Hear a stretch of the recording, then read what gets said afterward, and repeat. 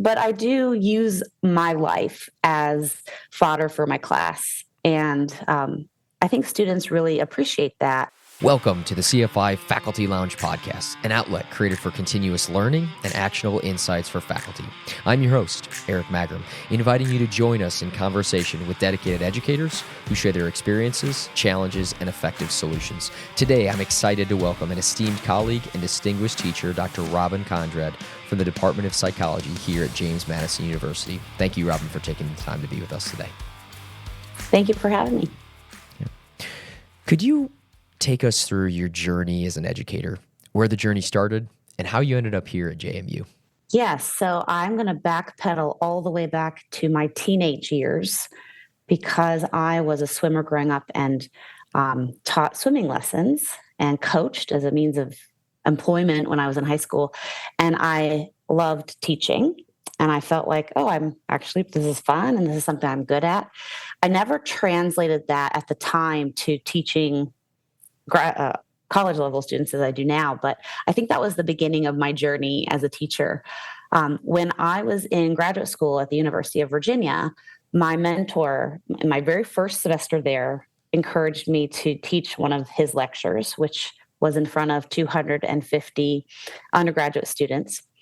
And I got to choose my topic. So I actually taught about how magicians take advantage of human cognition and perception to fool us. And so it was a really fun topic, and I had a lot of fun figuring out, learning magic tricks and figuring out how they worked and teaching that to students using some of the concepts in cognitive psychology and sensation and perception. So I was so nervous. I remember tripping over my words and forgetting what I was going to say and, just being really nervous. But at the end of the day, everyone clapped and they were really supportive. And I just felt like this adrenaline, this was so fun. This was so great. And I wanted to get back up there and do it again. So from there, I became really involved at UVA in teaching and teaching related spaces. So I worked if there's a program there, I don't know if it's still there, but it was called CAVED at the time. And I became involved in that as a graduate student mentor teaching undergraduates about the science of teaching and learning. And then I also helped to develop the graduate teacher training program at UVA. And I actually worked with folks here at JMU in the Department of Psychology in developing that program. So that was kind of my early years. And then as I was about to graduate from graduate school, I happened to have an opportunity to teach on the Semester at Sea Study Abroad ship, which is a ship that sails around the world. And it has hundreds of students and crew, and it stops at 12 different places around the world. Wow, cool. And it was a great experience. I taught 3 courses on the ship. And the whole idea is that you are teaching something while you're on the ship that then later you have an experiential learning field trip. So for example, when I was teaching Intro to Psychology, I would teach about conformity and obedience and how that happens. How do we get huge groups of people to do things that otherwise they would think, was morally wrong or strange. So we would learn that on the ship. And then we went to, in this particular example, we went to Cambodia and got to go to a museum dedicated to remembering people who died during the genocide of the Pol Pot regime. And so it was just a very impactful experience for me as a budding educator to see how important those experiences were in bringing the learning to life and to making it very important and valuable for students. So that experience really has impacted my teaching philosophy a lot, trying to bring that kind of experience to a traditional classroom setting. And now I'm here at JMU. So, wow, I'm so many thoughts going through. So going on that, you said it, the school ship, or I'm sure I'm butchering your words, but the school ship. Yeah, it is basically a floating university that goes around the world. And the other part, so I also come from a coaching background, coaching into teaching. And the first lesson, though, that you talked about magician. You talked something about magician that I couldn't quite attune to, but And what you taught, though, was so intriguing to me. Can you talk a little bit about the topic that you taught that very first time that you were in front of those 200 folks? This was a long time ago, Eric, but I can tell you kind of a summary. Yeah. So how do magicians fool us? They use psychology to do it, and sleight of hand, misdirection. So, when they do these tricks where suddenly scars are coming out of their, ears, and they pull a coin out behind your ear, these kinds of misdirection tricks, they're taking advantage of human perceptual biases. So, for example, if you look at something while you're talking to me, I'm going to look where you're looking. It's a natural thing that people do, is to follow someone's gaze while you're communicating. And so magicians know that. And so they will look where they don't want, they will look at a place that is kind of safe for their trick, right? So they'll look at the place that is okay for you to look while you're not looking somewhere else, and they're doing, the sleight of hand where they're switching something out or whatever it is that is required for that trick. Interestingly, there's some research that people have done with autistic folks, and curious about if autistic folks were as likely to be fooled by some of these kinds of tricks. So there's a trick where you toss a ball up into the air several times. And so you're taking advantage of human brains' capacity for finding patterns in the environment. And we have to do that because we have to be able to predict what's going to happen next. And that helps us to make decisions for our own behavior. So when you're tossing a ball up, people are looking at the ball. And as the magician is tossing the ball, they're also looking up. They're following the ball too. So you have these two different psychological phenomena taking place at the same time. On the last toss, though, the magician actually doesn't toss the ball up. They're still holding it, but they're looking up like they did. And that tricks us into looking up too. And we think the ball has left the magician's hand, and we're amazed when the ball has disappeared. Where did it go? And so in this study with autistic people, they found that the autistic folks are actually less susceptible to that trick because they are not using the gaze cue as much as someone who's not autistic. So we got to talk about those kinds of things. Wow.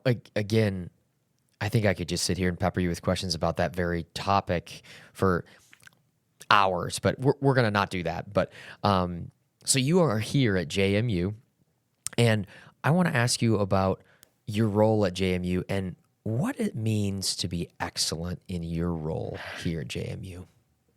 That's a very complicated question, I think. First of all, the term being excellent, or the phrase being excellent, I think that can really be very different for different people who are teaching different kinds of things in different kinds of environments. I think so much of quality teaching really depends on your personal style and situational factors. For me, I teach mostly first-year students. I teach in the general education program, and that means that I'm teaching students with a wide range of backgrounds, with a wide range of goals and motivations. I also teach a large enrollment course. So I have 300 students in my class. So what makes me excellent, or what I strive to be as excellent, is probably not the same as other people. Just again, depending on what you're teaching and your personal style too. I had a colleague who was a mentor of mine tell me early in my career, he was also like a funny person. His personality was a funny guy. And he used humor in his classes. And he said, look, if you are a funny person, then use humor. But if you're not, don't pretend to be, because it's probably going to fall flat. Don't do something that isn't authentic. And I thought that was very good advice. I also try to use that backwards design process, which is something I learned about early in my career as well. So I like to think about my classes from 20 years down the line. What do I want my students to know or to remember about their experience in my class 20 years later, 10 years later, 5 years later? Because we know from a lot of science of teaching and learning research, students are not going to remember a large proportion of what you're spending your time teaching them. So what are my goals for them? What do I want them to take away from the course? right now and also way down the line. And then I think additionally, I really try hard because of my experience with semester at sea to focus on engaging material. You can't teach everything. So what are the things that are going to be engaging for the particular students in your class? How can I get students to be active in the learning process? So I do a lot of collaborative learning, and I do that with large enrollment classes. I think it's important to try new things. So I think sometimes faculty can get into a comfort zone, and it feels a little scary to try new things. This is working. Why should I do something that might not work? But for me, I think that's important. It keeps me fresh. It keeps me excited. And sometimes it doesn't work, and I have a good laugh about it with my students, and we move on. But I think that it's really important to always be evaluating what you're doing and if you're achieving the goals that you've set in the first place. And let me just say one other thing, Eric, if I can. The last thing I want to say is I think more recently in my career, I have realized the importance of building rapport with my students. And so I really try to build in a lot of different ways of connecting with students, especially because I do teach those large classes. And I find that makes a big difference in the energy in the class, in student motivation, and getting students to class, getting them to be active and engaged. I'm going to ask you actually to expound on that before I ask my follow-up question, the rapport specifically. Mm-hmm. Yeah. So rapport is just the connection, the emotional connection really that you have with the students and what the connection students are making with their instructor and the content of the course. So, I used to not really worry so much about that. Like, it's not my job to be your best friend. It's kind of how I used to think. But after I got a little bit more involved in the scholarship of teaching and learning and a little bit more involved in more experience with teaching, I think I started to realize that a big part of getting students to learn the things you're hoping that they learn is to motivate them in the right way.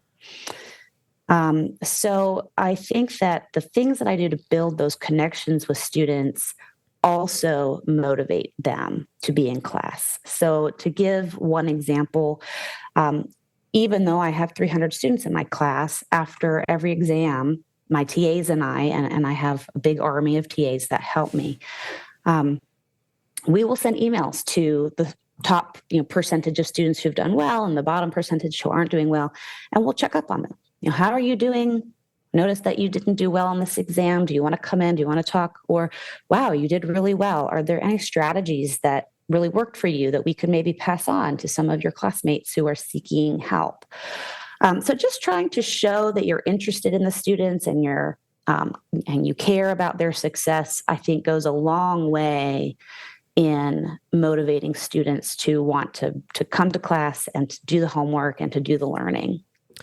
And I think an important piece there is the authenticity there. It's not just I'm trying to give you a Braveheart speech or a win one for the Gipper speech just to motivate you so that you do better in my class. It's an authenticity that comes with that. And I'm imagining that students can see through if it is not authentic. Would you care to comment on that?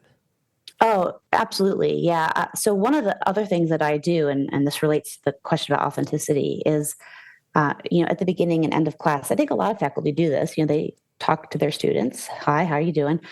But I'm actually, believe it or not, a little bit more on the introverted side than extroverted side.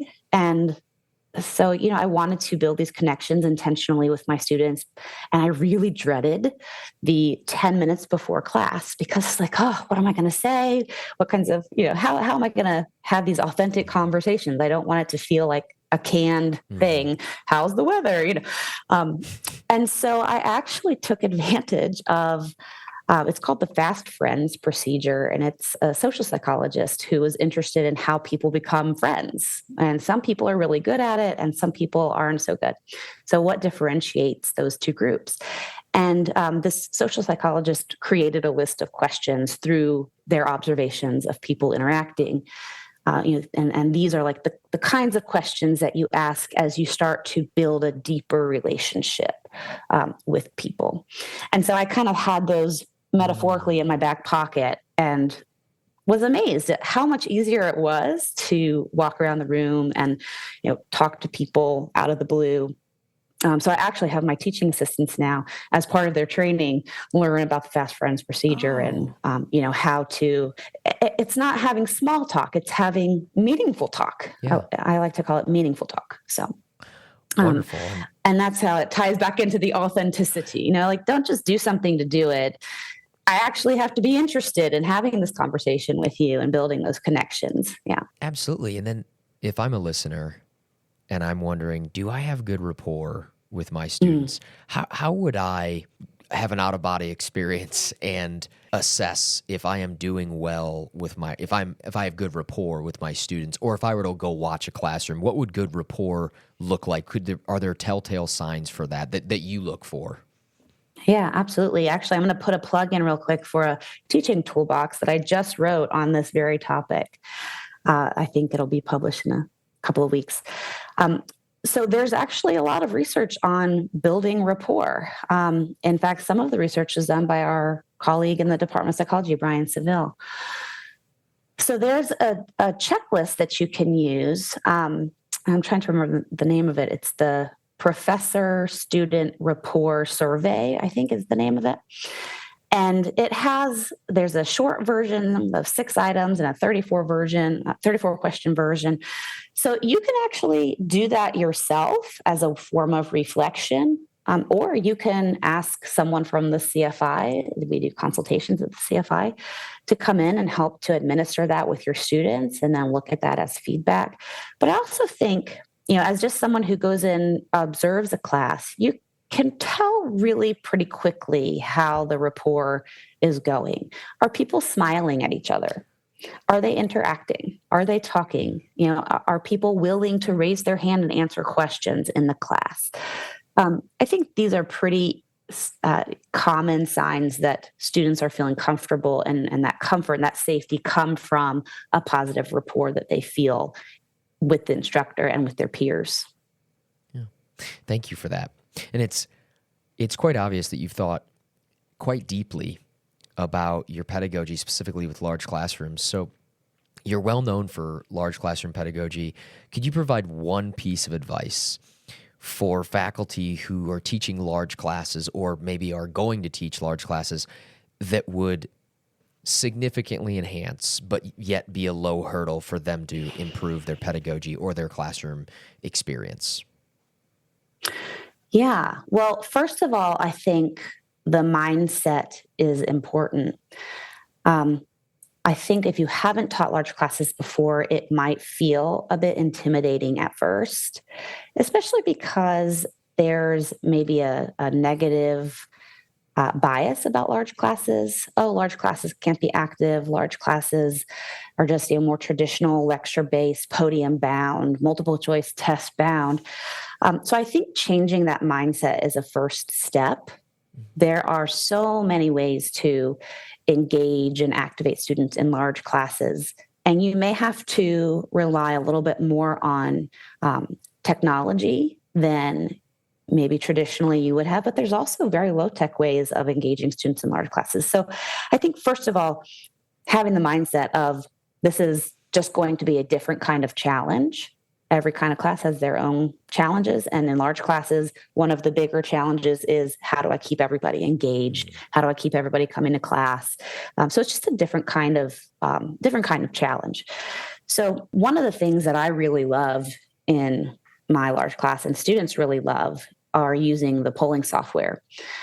So, in a smaller class, it's easier for students to feel comfortable speaking up in class. So you ask a question and a student will just answer it.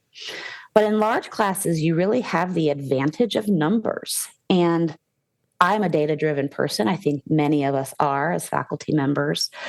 And so I love using polls for all kinds of things in the classroom. For example, using anonymous polls. Just recently, I asked my students how many of them know somebody or have themselves been binge drinking, and here's the definition of binge drinking. So these are anonymous polls, and we practice with that so students know I'm not going to know how they respond.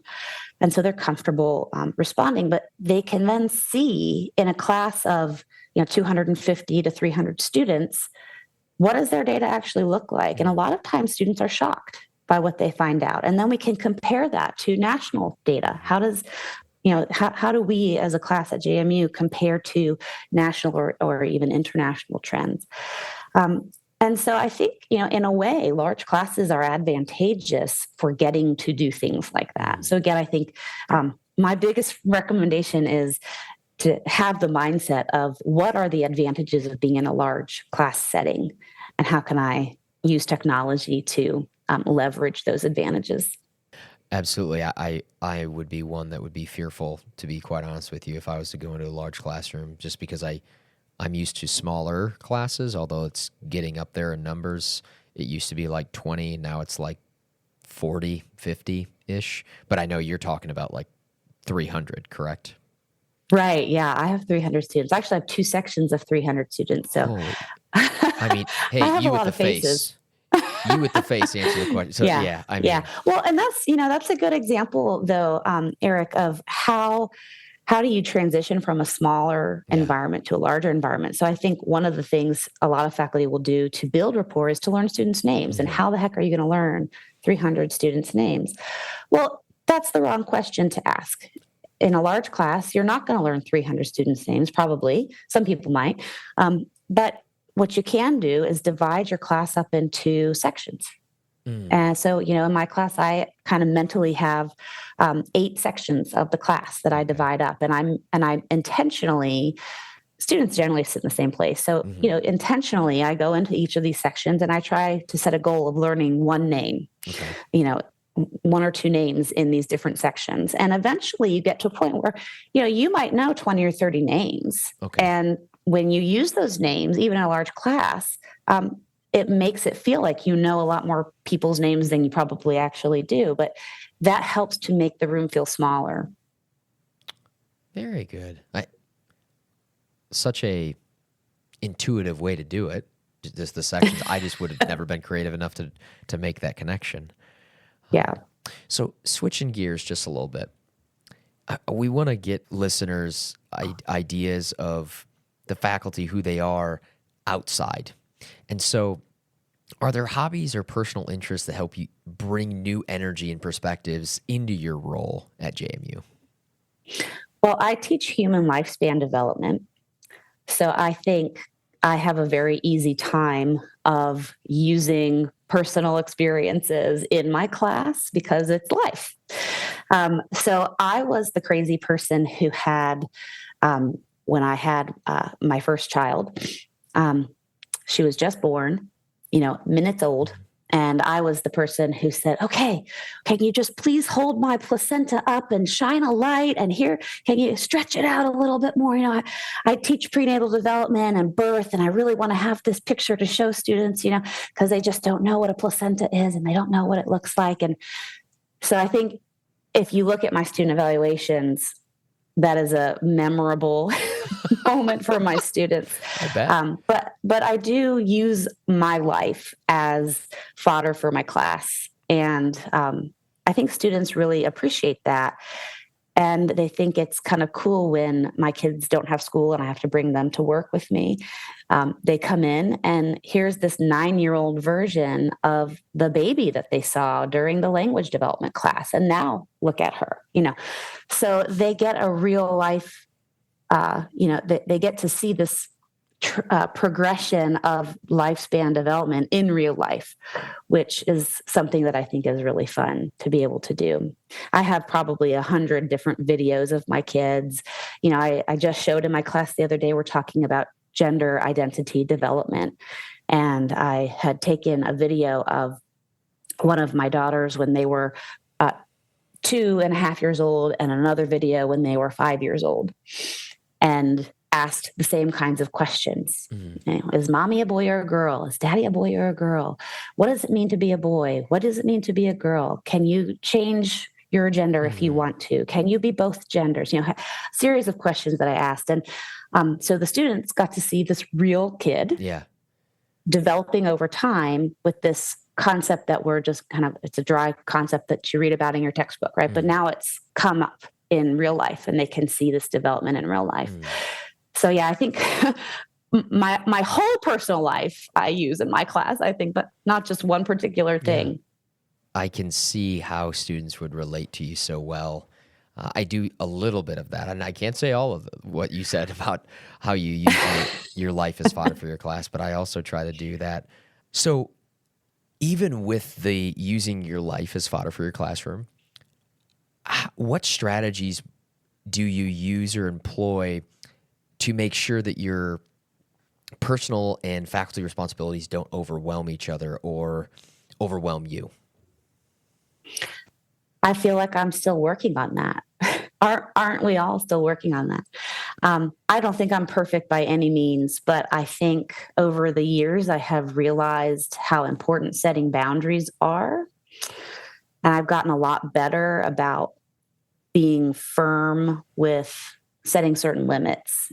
For example, the frantic student who emails you at 11:31 and their assignment is due at 11:59. I used to feel a lot more responsibility or obligation to help that student right away. And so, I think I've gotten better at trying to set some boundaries. And, I think I know when there are certain times of the year that are going to be much busier. And so I think I've gotten better at anticipating those moments in both, my personal life and my professional life. I also think that COVID has helped, at least for me in that regard, because I think as a culture, people were forced to think of each other as whole people, as opposed to someone who is a professional that leads some other secret life. Because we're all whole people. We all have other parts of our lives, just as students do, that affect us in our professional role. So I think that has helped to reduce some of the stress that might be associated with trying to keep these two lives very separate and never letting anybody know when something is going on with your family life that might be impacting your professional responsibilities.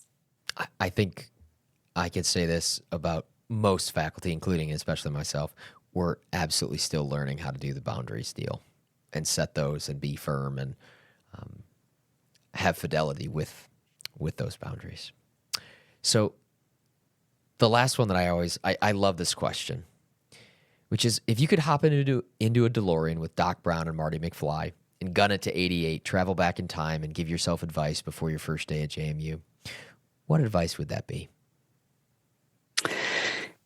Yeah, I spent a while trying to think of the perfect piece of advice for this question. And I think what I came up with was to take advantage of the many amazing resources that we have at JMU for professional development.